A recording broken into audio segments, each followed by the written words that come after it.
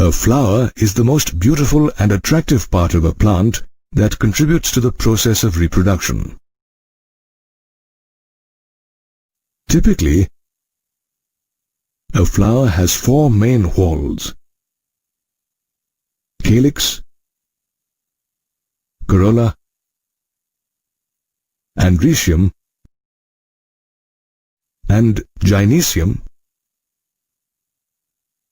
These whorls are arranged on the swollen end of a stalk called the thalamus or the receptacle.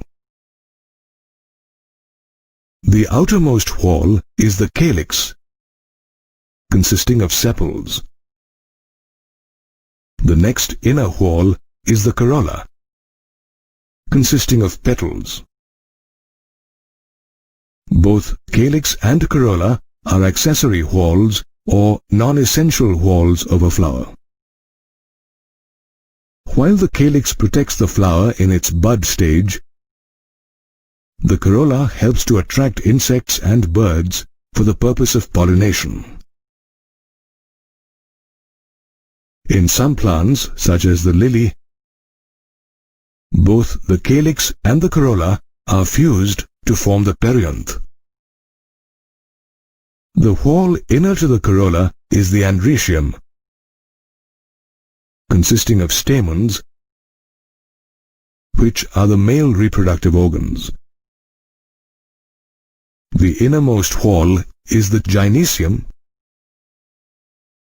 consisting of 1 or more carpels, which are the female reproductive organs. Both the Androecium, Gynoecium are the reproductive organs of a flower. They are also called the essential whorls of a flower. Flowers can be either bisexual or unisexual. A bisexual flower has both Androecium and Gynoecium, while a unisexual flower has either Androecium or Gynoecium. Flowers can also be either asymmetrical or symmetrical based on the arrangement of floral parts around the thalamus. An asymmetrical flower cannot be divided into 2 similar halves by any vertical plane that passes through its center, while a symmetrical flower can be divided into similar halves. Symmetrical flowers can be subdivided into 2 types: actinomorphic and zygomorphic. An actinomorphic flower can be divided into similar halves in any radial plane that passes through its center, while a zygomorphic flower can be divided into 2 similar halves only by a single vertical plane that passes through its axis.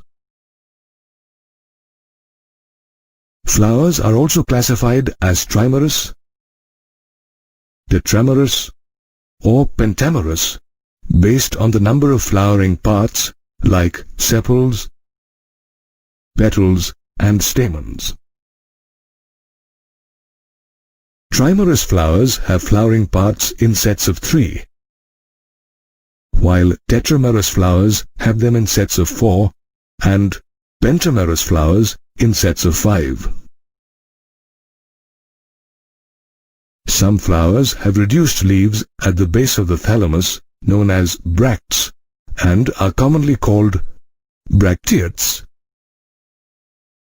These bracts are absent in some flowers known as ebracteates. Based on the position of the gynoecium with respect to the calyx, corolla, and Androecium on the thalamus, flowers are described as hypogynous, perigynous, and epigynous. When the gynoecium is at the highest position on the thalamus with respect to the calyx, corolla, and the Androecium, the flower is said to be a hypogynous flower. Such flowers are said to have a superior ovary. Common examples are brinjal and mustard. When the gynoecium is at the center of the thalamus and all the other parts are on its rim, the flower is called a perigynous flower. The ovary in these flowers is said to be half inferior. Rose and peach are typical examples of perigynous flowers. However, in some flowers, the ovary is completely enclosed within the thalamus and is fused within it, while all the other parts appear above the ovary. Such flowers are called epigynous, and their ovary is said to be inferior. Sunflower and guava are epigynous flowers. The arrangement of flowers on the floral axis is called inflorescence. Depending on whether the apex of the floral axis is converted into a flower or continues to grow, two major types of inflorescences are defined: racemose and cymose. In racemose inflorescence, the flowers appear laterally in acropetal succession, that is, from the base to the top of the main axis. Therefore, the main axis or stalk continues to grow at the tip. However, in cymose inflorescence, the flowers appear in basipetal order or grow in succession from the apex to the base of the main axis. Here, the main axis ends in a flower and further development takes place by the growth of lateral branches. Therefore, apart from being the most beautiful and attractive part of a plant, a flower contributes to the process of reproduction and helps in the perpetuation of species. A flower is the most beautiful and attractive part of a plant that contributes to the process of reproduction. Typically, a flower has four whorls: calyx, corolla, Androecium and Gynoecium. The outermost wall is the calyx, which consists of sepals that are green, leaf-like structures that protect the flower in its bud stage. The sepals can be either free or united.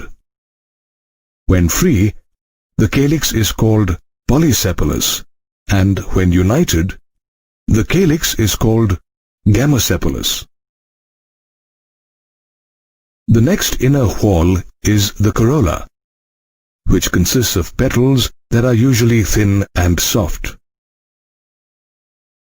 There is a wide variety in the color and shape of the corolla. It can be in the shape of a wheel, funnel, or bell, and is sometimes tubular. The primary function of the corolla is to attract insects and birds for pollination. Like the calyx, the petals of the corolla can be either united or free. When united, the corolla is called gamopetalous, and when free, it is called polypetalous. The arrangement of the sepals and petals also characterizes a flower. The positional arrangement of the sepals and petals with respect to other members of the same whorl within a flower bud is called aestivation. Aestivation is of many types. However, the main ones are valvate, twisted, imbricate, and vexillary.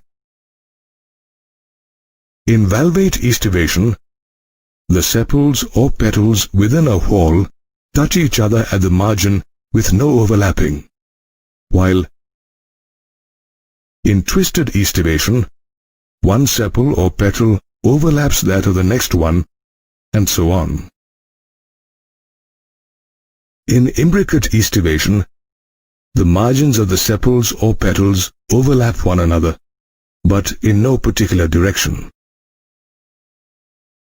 And finally, in vexillary aestivation, each sepal or petal covers the sepal or petal that is within it. Now let's learn about Androecium, the whorl inner to the corolla. The Androecium consists of stamens, which are the male reproductive organs of a flower. Generally, each stamen has a stalk called the filament and an anther at the tip. The anther usually has two lobes, each with two chambers, which are the pollen sacs. The pollen sacs contain pollen grains. A stamen that is sterile is called a staminode. Moreover, the filaments of a stamen can be of different lengths, as in mustard and salvia. The stamens can also be attached to each other or to other parts of the flower. For example, in the mustard flower, the stamens are epipetalous or are attached to the petals, while in the lily, the stamens are epiphyllous or are attached to the perianth. Stamens can also remain free or polyandrous, as in lily, or united in varying degrees, as in China rose, the pea plant, and citrus plants. In China rose, the stamens are united into one bundle and are called monoadelphous. In the pea flower, the stamens are grouped into two bundles and are called diadelphous. And in the lemon flower, the stamens are grouped into more than two bundles and are known as polyadelphous. Now the innermost whorl is the gynoecium. It consists of one or more carpels, which are the female reproductive organs of a flower. The carpels can be either fused or free. For example, in tomato and mustard, the carpels are fused and are called syncarpous, while in rose and lotus, the carpels are free and are called apocarpous. Each carpel has three parts: stigma, style, and ovary. The stigma is the part of the carpel that receives the pollen grains. The style is the elongated tube that lies on the ovary and connects it to the stigma. An ovary is the enlarged basal part and bears one or more ovules, which are attached to a placenta that is soft and flat.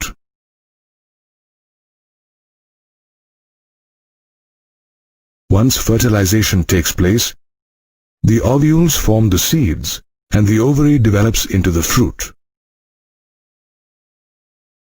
The arrangement of ovules within an ovary is called placentation.